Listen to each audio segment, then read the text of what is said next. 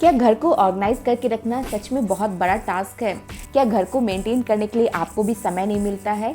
Hello दोस्तों, मैं हूँ प्रिया और आप सभी का स्वागत है मेरे यूट्यूब चैनल पे। आज की इस वीडियो में मैं आपके इन्हीं सारे क्वेश्चन का जवाब लेके आई हूँ कि घर को आप किस तरह से बिना किसी मेहनत का, बिना ज़्यादा समय को खर्च किए बिना भी ऑर्गेनाइज और मेंटेन कर सकते हैं। तो बिना देरी करते हुए आज का ये बहुत ही मज़ेदार वीडियो हम स्टार्ट करते हैं। Let's start. तो फर्स्ट हम बात कर रहे हैं इस तरह की स्टील के रैक की।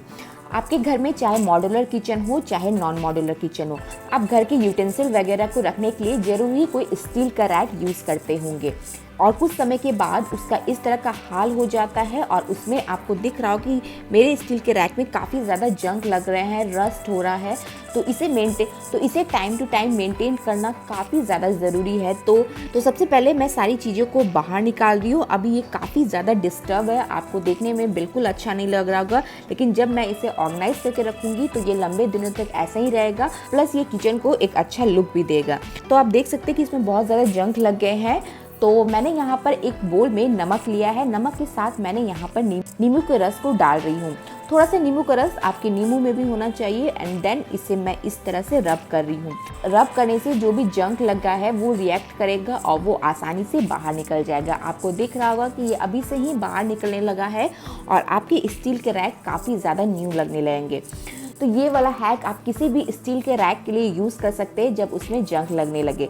तो इसे 5 मिनट के लिए मैं ऐसे ही छोड़ देंगे। उसके बाद मैंने एक बोल में सिंपल सा डिश वॉश लिया है और यहाँ पर स्टील वाली ये जाली ली है और इसे हम रब करेंगे तो ये सारी चीज़ आसानी से बाहर आ जाएंगे। अब सिंपल से गीले टॉवल से मैं इसे पोंछ रही हूँ और इसका रिजल्ट आपको सामने है। आप देख सकते हैं कि किस तरह का इसका बिफोर लुक था एंड आफ्टर लुक किस तरह का हो गया है।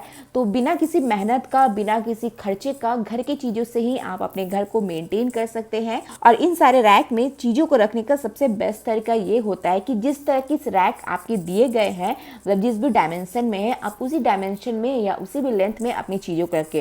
जैसे ये बड़ा वाला रैक है, इस पे मैं बड़े वाले कटलरीज वगैरह को रख रही हूँ, बीच वाले में उससे छोटे वाले को रख रही हूँ और इसके इधर मैंने सारे strainer and knife and peeler को रखा है। तो और मेरे पास है ये छोटा सा सिलवट्टा जिसमें मैं लहसुन और अदरक को कूटती हूँ। जब भी मैं कोई भी सब्जी बनाती हूँ तो लहसुन अदरक को पीस के डालने के बजाय कूट के डालने से बहुत ही अच्छा टेस्ट आता है। जो फ्लेवर आप डालना चाहते हैं वो निखर के आता है। तो इस तरह से आप अपने घर की चीज़ों को ऑर्गेनाइज कर सकते हैं। हम सभी अपने बालों को सुखाने के लिए इस तरह के हेयर ड्रायर का यूज़ करते हैं, बट मैंने कई जगह पर पढ़ा भी है कि इस तरह के हेयर ड्रायर का यूज़ नहीं करना चाहिए अपने बालों को सुखाने के लिए। लेकिन हमें जब इंस्टेंट होता है, हमारे बाल लंबे होते हैं, तो हम इस तरह की चीज़ों का यूज़ करते ही हैं। तो जब भी आप इस तरह के अप्लायंसेस का यूज़ करें तो उसे 1 नंबर के फ़ैन में ही आप यूज़ करें। ऐसा करने से आपके बालों में किसी भी तरह का डैमेज नहीं होगा। वेल, ये सब तो थी हेल्थ से रिलेटेड बातें। सेकंड, तो अब हम बात करते हैं इसे हम क्लीन कैसे करें। इसे क्लीन करने का प्रोसेस काफ़ी ज़्यादा सिंपल है। आप सिंपल से यहाँ पर किसी भी तरह का फेस वाइप्स को यूज़ कर सकते हैं। इसके बदले आप बेबी वाइप्स का भी यूज़ कर सकते हैं और बेबी वाइप से आप इसे बहुत ही आसानी से क्लीन कर सकते हैं। इसमें जो भी दाग धब्बे लगे रहते हैं वो बहुत ही अच्छी तरह से क्लीन हो जाएगा। क्योंकि ये अप्लायंसेस है, हम यहाँ पर पानी का यूज़ नहीं कर सकते, बट हम इस तरह के वाइप्स का यूज़ करेंगे तो ये इजीली साफ भी हो जाएगा। एंड यस, इसके जो वायर होते हैं वो काफ़ी ज़्यादा हमें परेशान करते हैं। जहाँ भी हम इन्हें रखते हैं तो इनके वायर्स इधर उधर घूमने लगते हैं। तो जब मैंने इसे परचेज़ किया था तो इसके साथ ये वाले जो हमारे घड़ी में लगे रहते हैं, इस तरह की इसके साथ आई थी, तो मैंने इसे इसी के साथ लगे हुए रहने दिया। तो अगर आपके पास ये वाली चीज़ है तब तो बेस्ट बात है, अगर नहीं है तो आप इसके वायर को रोल करके इस तरह के एक क्लचर से आप इसे सेटल कर सकते हैं। बहुत ही ईजिली ये सेटल हो जाएगा, ना तो इधर उधर जाएगा और आपके घर भी ऑर्गेनाइज रहेंगे।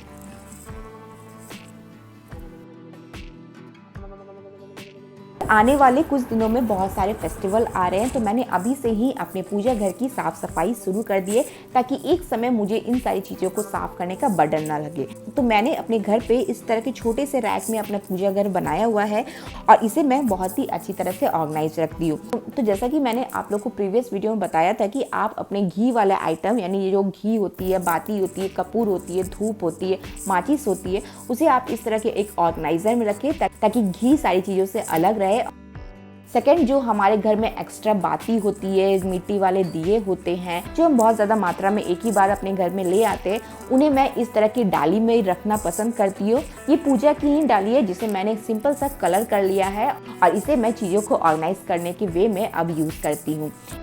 थर्ड, मैंने एक इस तरह का छोटा सा कार्डबोर्ड का एक बॉक्स लिया है। इसमें मैं वो सारी चीज़ें रखूँगी जो मेरे पूजा घर में बहुत ही कम यूज़ में होती है।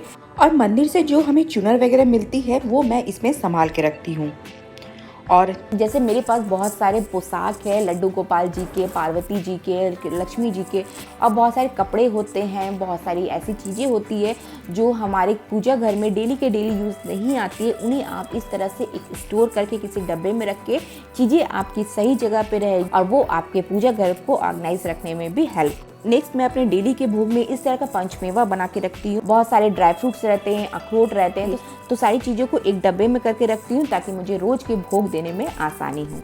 नेक्स्ट, यहाँ पर मैंने एक और ऑर्गेनाइज़र लिया है। वैसे ये ऑर्गेनाइज़र नहीं है, जब मैं पूजा करने वगैरह जाती हूँ तो इसी ऑर्गेनाइज़र में अपनी सारी चीज़ों को लेके जाती हूँ। और ये चीज़ तो महीने 2 महीने में एक ही बार होता है कि जब मैं मंदिर जा पाती हूँ, तो उस ऑर्गेनाइज़र को मैं एज ए ऑर्गेनाइज़र तब तक बना के रखती हूँ। बहुत सारी ऐसी चीज़ें जो होती है, जैसे मूली हो गया, अक्षत हो गया, गुड़ हो गया, चना हो गया, और भी बहुत सारी चीज़ें जो हमारे पूजा वगैरह में यूज़ में आती है, मैं उन सारी चीज़ों को इसमें रखती हूँ। ये मेरे पीतल का आम पल्लो है जो मैं अपने बृहस्पति वाले कथा में यूज़ करती हूँ। तो इन सारी चीज़ों को मैं यहाँ पर ऑर्गेनाइज करके रखती हूँ और चीज़ें यहाँ पर मल्टीपर्पज़ बन जाती है। नेक्स्ट, मैं अपने सारे जो धार्मिक बुक्स होती है, जैसे श्रीमद् भागवत गीता हो गया और सारे चालीसा एंड आरती वगैरह के जो बुक्स है, वो उन सारी चीज़ों को अच्छी तरह से अरेंज करके मैं अपर सेक्शन में रखती हूँ। सो इस तरह से कम ऑर्गेनाइज़र में आप अपनी चीज़ों को ऑर्गेनाइज कर सकते हैं। आपको बस एक प्रॉपर आइडिया पता होना चाहिए। आपका पूजा घर छोटा हो या बड़ा, बस जब आप उसे ऑर्गेनाइज करके रखिएगा, चीज़ें आपको सही जगह पे मिलेगी और पूजा घर मेंटेन भी नजर आएगा। एंड यस, मैं सारी चीज़ों को ढक के उसके बाद रखूंगी, क्योंकि जब झाड़ू वगैरह घर पे लगते हैं तो धूल वगैरह इसमें नीचे वाले सेक्शन में चिपक सकती है। नेक्स्ट, जब हम अपने घर में पोछा वगैरह लगाते हैं और इस तरह के स्टैंड मोप से लगाते हैं, तो उसके जो कपड़े होते हैं जिससे पोछा लगता है वो बहुत ही जल्दी गंदे हो जाते हैं, ख़राब हो जाते हैं। तो इससे बचने का बेस्ट उपाय ये है कि आप जब भी पोछा वगैरह लगा दें तो इस मोप को आप थोड़ी देर के लिए धूप में ज़रूर रखिए। जितने भी इसमें बैक्टीरिया वगैरह आ गए हैं वो धूप के कारण हट जाएंगे और आपका मोप पूरी तरह से ड्राई हो जाएगा। चाहे तो आप इस तरह से इसे धूप में रख सकते हैं, अदरवाइज मैंने अपने डोर के पीछे इस तरह के एक स्टैंड को लगा के रखा है जिसमें मैं अपने सारे डस्टिंग वगैरह के आइटम को हैंग करके रखती हूँ। बहुत सारे मेरे व्यूअर्स ने मुझसे पूछा है कि जेड प्लांट को आप किस तरह से प्रोपेगेट कर सकते हैं, किस तरह से आप इसे लगा सकते हैं। तो जेड प्लांट को लगाने का सबसे इजी तरीका ये है कि आप इसकी कटिंग को निकाल लें और नीचे वाले पोर्शन में जितने भी जेड प्लांट है उसे आप हटा लें। इस तरह से मैंने यहाँ पर बहुत सारे जेड प्लांट को प्रोपेगेट करने के लिए लाया हुआ है और ये देखिए इस तरह से मैंने नीचे के पोर्शन को साफ कर लिया है। अब यहाँ पर मैंने एक बॉटल लिया है, बॉटल में अच्छी तरह से पानी को फिल कर लेंगे और उसमें मैं जेड प्लांट को किसी धूप वाली जगह पर, जहाँ पे धूप आती हो, अच्छी खासी धूप आती हो, वहाँ पर हम इन्हें रख देंगे। क्योंकि जेड प्लांट एक ऐसा प्लांट है कि जिसे धूप काफ़ी ज़्यादा पसंद है, हमें अच्छी धूप इन्हें देने की ज़रूरत पड़ती है, तभी ये जाके अच्छा ग्रो करता है। और जब इसके नीचे रूट्स आने लगे तब इसे हम रिपोर्ट कर सकते हैं। And last but not the least, जब आप खुद को ऑर्गेनाइज करके रखिएगा तभी आपका घर ऑर्गेनाइज रह सकता है। वेल, खुद को ऑर्गेनाइज करने का मतलब ये नहीं है कि आप दिन भर मेकअप करके बैठे रहो। जब भी आप नहा के आओ तब 2 मिनट अपने आप को ज़रूर दे, थोड़ा सा काजल, थोड़ा सा लिपस्टिक, थोड़ी सी अच्छी सी हेयर स्टाइल ज़रूर करें, जिससे आप तो ऑर्गेनाइज हो ही जाइएगा। और जब आप खुद ऑर्गेनाइज रहिएगा तो आप अपने घर को वेल ऑर्गेनाइज कर सकते हैं।